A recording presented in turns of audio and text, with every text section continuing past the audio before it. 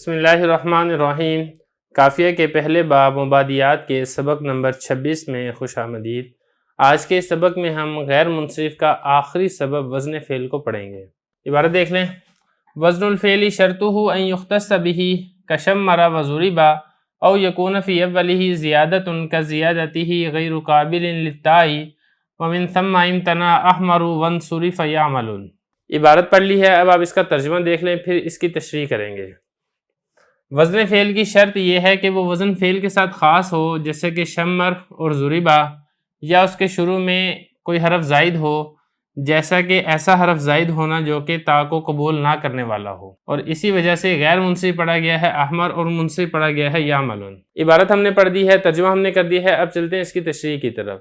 دیکھیں یہاں سے غیر منصرف کا سبب وزن فعل بیان کیا جا رہا ہے۔ اب وزن فعل کی تعریف کیا ہے؟ وزن فعل کی آپ تعریف دیکھیں، کون الاسم علی وزن یعد من اوزان الفعل، یعنی اسم کا ایسے وزن پر آنا جس کا شمار فعل کے اوزان میں سے ہوتا ہو۔ اب فعل کے مشہور اوزان کون سے ہیں؟ ان میں سے ایک تو ہے شمرہ، دوسرا ہے ضربا، تیسرا ہے احمد، چوتھا ہے یزید، پانچواں ہے یشکر، چھٹا ہے تغلب اور ساتواں ہے تدمر۔ یہ 7 فعل کے مشہور اوزان ہیں۔ اگر کوئی لفظ ان اوزان میں سے کسی ایک وزن پر آ جائے تو ہم یہ کہیں گے کہ یہ لفظ فعل کے وزن پر آیا ہے اور یہ غیر منصرف کا سبب بنے گا۔ لیکن ایک چیز کا آپ خیال رکھیں کہ صرف اتنا کافی نہیں ہے کہ فعل کے وزن پر آ جائے، بلکہ اس کے لیے کچھ اور شرطیں بھی ہیں۔ اب وہ شرطیں کون سی ہیں ہم ایک ایک کر کے اس کو ڈسکس کر لیتے ہیں۔ دیکھیں اس میں سے جو پہلی شرط ہے وہ یہ ہے کہ وہ وزن فعل کے ساتھ خاص ہو، یعنی اصل وضع کے اعتبار سے وہ وزن فعل کا ہو اور اسم کا وہ وزن نہ ہو، اور اگر اسم میں استعمال ہوتا بھی ہو تو فعل سے نقل کر کے اسم کے اندر استعمال ہوتا ہو، جیسا کہ شمرہ۔ اب یہ باب تفعیل سے ماضی معلوم کا پہلا صیغہ ہے جو وزن فعل کے ساتھ خاص ہے۔ اس کا معنی ہوتا ہے دامن کا اٹھانا۔ پھر بعد میں یہ نقل کر کے حجاج بن یوسف کے گھوڑے کا نام رکھ دیا گیا اور اسی کے نام سے یہ مشہور ہو گیا، لیکن چونکہ یہ وزن اصل کے اعتبار سے فعل کے ساتھ خاص ہے اس لیے غیر منصرف کا سبب ہے۔ یا اسی طرح ضربا، فعل ماضی مجہول کا جو پہلا صیغہ ہے یہ بھی وزن فعل کے ساتھ خاص ہے، تو اس لیے یہ بھی غیر منصرف کا سبب بن جائے گا۔ تو یہاں پہ ایک سوال یہ پیدا ہوتا ہے کہ ماضی مجہول کی آپ نے مثال کیوں دیا، ماضی معروف کی مثال دے دیں ضربا۔ تو دیکھیں ماضی معلوم کا جو ضربا وزن ہے یہ فعل کے ساتھ خاص نہیں ہے، یہ اسم کے اندر بھی استعمال ہوتا ہے، جیسے شجر، قلم۔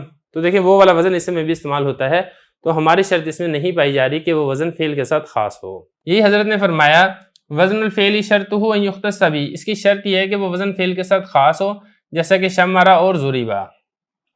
او یکون، یہاں سے دوسری بات بیان کی جا رہی ہے۔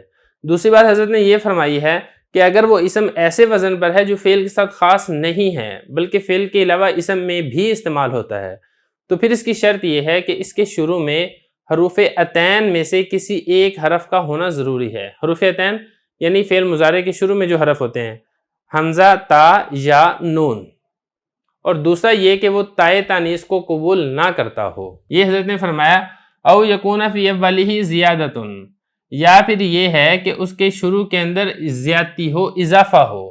اگر تو اس کے شروع کے اندر اضافہ ہے، اضافے سے مراد یہاں پہ کون سا اضافہ ہے؟ حروف عطین کا اضافہ ہے۔ آگے حضرت نے فرمایا کہ زیادتی غیر قابل للتاء، لیکن وہ اضافہ ایسا ہونا چاہیے جو تائے تانیث کو قبول نہ کرتا ہو۔ اگر تائے تانیث کو قبول کرتا ہے تو پھر بھی وہ غیر منصرف کا سبب نہیں بنے گا۔ اب تائے تانیث کو قبول کرنے کا کیا مطلب ہے؟ مطلب یہ کہ اس کی مونث ایسی نہ ہو جس کے آخر میں گولتا آتی ہو، جیسا کہ یعمل۔ اب یہ جو یعمل ہے اگرچہ اس کے شروع میں یا آ رہا ہے حروف عطین میں سے، لیکن یہ تائے تانیث کو قبول کرتا ہے کیونکہ اس کی مونث یعملتن آتی ہے، اس وجہ سے یعمل کو غیر منصرف نہیں پڑھا جائے گا بلکہ اس کو منصرف ہی پڑھا جائے گا۔